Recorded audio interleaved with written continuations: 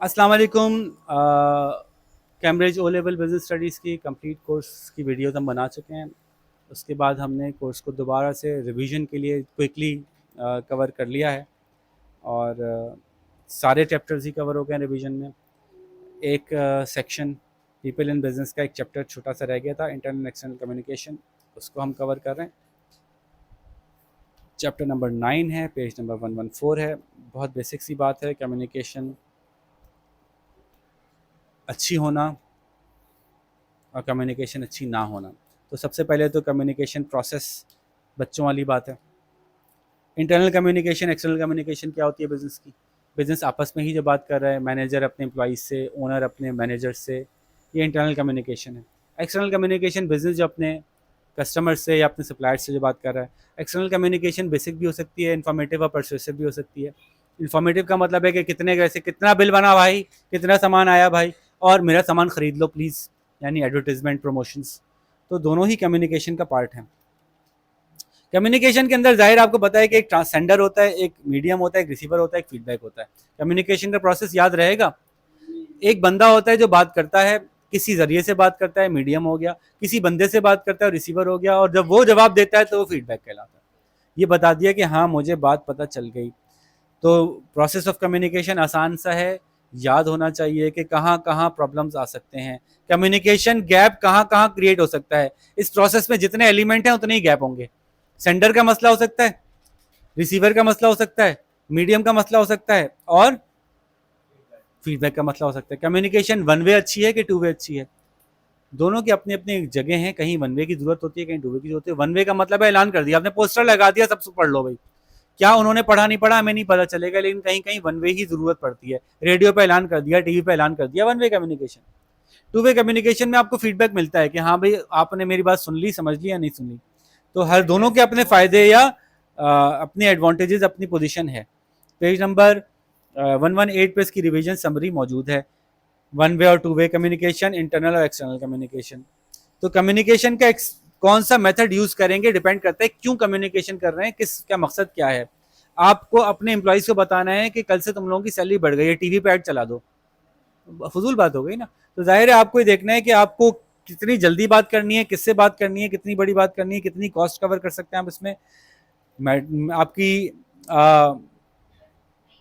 Purpose of communication क्या है, written record चाहिए या नहीं चाहिए, ये सारी चीज़ें डिपेंड करती हैं कि आपको किस तरह से कम्युनिकेट करना बेहतर रहेगा। पेज नंबर 120 के ऊपर इसकी समरी मौजूद है कि कम्युनिकेशन मेथड कौन सा सेलेक्ट करना चाहिए है। वर्बल का क्या फ़ायदा है, एडवांटेज डिसएडवांटेज। रिटन का क्या फ़ायदा है, एडवांटेज डिसएडवांटेज। वर्बल का क्या फ़ायदा है, वर्बल बहुत क्विक होती है, फटाफट हाथ के हाथ आपको ये पता चल जाता है कि जो सुना था उसको क्या समझा, है ना। तो बहुत सारी जगहों पे verbal communication face to face, telephone पे, वीडियो कॉन्फ्रेंसिंग पे, या मीटिंग्स और टीम ब्रीफिंग्स में इस्तेमाल होती है। रिटन कम्युनिकेशन के बहुत सारी जरिए वजह है। बिजनेस लेटर्स आप लिख रहे होते हैं एक दूसरे को कि ये चीज़ मैं बेचना चाहता हूँ या ये मसला है, इसको हल कर दें। रिपोर्ट्स और मेमोज, मेमोज क्या होते हैं? ऑर्गेनाइजेशन के अंदर ही एक डिपार्टमेंट दूसरे डिपार्टमेंट को कोई काम कहता है तो वो रिटर्न में प्रूफ के तौर पे लिख के कहता है, ताकि ऐसा ना हो कि वो कहे कि भाई मैंने तुमसे 10 पार्ट मंगाए थे, मैंने तो नहीं मंगाए थे। नहीं तुमने मंगाए थे तो भाई लिखा हुआ मौजूद है, तुमने मंगाए थे। फिर रिपोर्ट्स हैं सिचुएशंस के ऊपर कि भाई पिछले साल क्या रहा, इस साल क्या होने वाला है। नोटिस होते हैं रिटर्न कम्युनिकेशन में, टेक्स्ट मैसेजेस आते हैं, ईमेल, सोशल नेटवर्किंग के ऊपर आप चीज़ें भेजते हैं। तो रिटर्न कम्युनिकेशन के अपने एडवांटेज भी हैं और अपने डिसएडवांटेज भी हैं। विजुअल कम्युनिकेशन भी होती है। विजुअल कम्युनिकेशन में साइन बोर्ड्स, यहाँ पे एक निशान लग के क्रॉस लगा दिया, स्मोकिंग मना है। विजुअल कम्युनिकेशन बहुत क्विक होती है, उससे बहुत बड़ी बड़ी बात करने की जरूरत नहीं होती है आपको। कोई ऐसे मैसेजेस जो कि आप रिमाइंडर के तौर पर देना चाहते हैं वहाँ यूज करते हैं। पेज नंबर 124 पे बहुत अच्छी सी समरी मौजूद है तीनों की, वर्बल, नॉन वर्बल, विजुअल और रिटन की। सारे फीचर्स मौजूद हैं, ये अपने पास ट्रेस कर लेना तो आपके पास पूरा आ जाएगा। जैसे रिटन में लिखा है fax, letter, memo, text, report, notice, email. अब इसकी इस्तेमाल कहाँ कहाँ है ये आपको याद होना चाहिए। ये आपने पूरी वीडियो कवर की हुई होगी, आपको याद होगा कि किसका कहाँ इस्तेमाल होता है। कम्युनिकेशन की डायरेक्शन का क्या मतलब हुआ? ऊपर से नीचे भी कम्युनिकेशन होती है। ओनर ने कहा मेरे मुझे कर दो, उसने अपने मैनेजर को कहा, उसने अपने असिस्टेंट मैनेजर को कहा, उसने वर्कर को कहा। नीचे से ऊपर भी होती है, वर्कर ने देखा गटर का ढक्कन खुला हुआ है, वर्कर ने मैनेजर को बताया, मैनेजर ने ओनर को बताया, ओनर ने पैसे देके ढक्कन लगवा दिया। चलो मिसाल के तौर पे। तो एक कम्युनिकेशन हो गई डाउनवर्ड, एक कम्युनिकेशन हो गई अपवर्ड, और एक कम्युनिकेशन होती है हॉरिजॉन्टल या लेटरल, के लोग आपस में भी, एक ही लेवल के लोग आपस में भी कम्युनिकेशन कर रहे होते हैं। अच्छा, प्रॉब्लम इन कम्युनिकेशन के ऊपर बड़ा अच्छा चार्ट बना हुआ है 127 पे, ये चार्ट भी देख लीजिएगा, बहुत बेसिक सी बात है। सेंडर के साथ क्या प्रॉब्लम हो सकता है? उसका एटीट्यूड ही ठीक नहीं हो, उसकी लैंग्वेज क्लियर नहीं हो, उसका मैसेज बहुत लंबा हो, सेंडर के साथ मसला हो सकता है। मीडियम के साथ क्या मसला हो सकता है? मीडियम में मैसेज लॉस्ट हो सकता है, टेक्निकल ब्रेकडाउन हो गया, चैनल सही यूज नहीं किया, बात मुंह से बोलने वाली थी, इतनी लंबी लिख के भेज दी, बात समझ में नहीं आई, वगैरह वगैरह। रिसीवर के साथ प्रॉब्लम हो सकता है, जो सेंडर के प्रॉब्लम हो रिसीवर में भी हो सकते हैं, एटीट्यूड नहीं है, ट्रस्ट नहीं है, लिसन ही नहीं कर रहा और फीडबैक ही नहीं दे रहा, इसमें प्रॉब्लम्स हो सकते हैं। इनको आप अच्छी तरह से ज़रूर देखना है एग्जाम में, इस लिस्ट का बड़ा फ़ायदा होगा।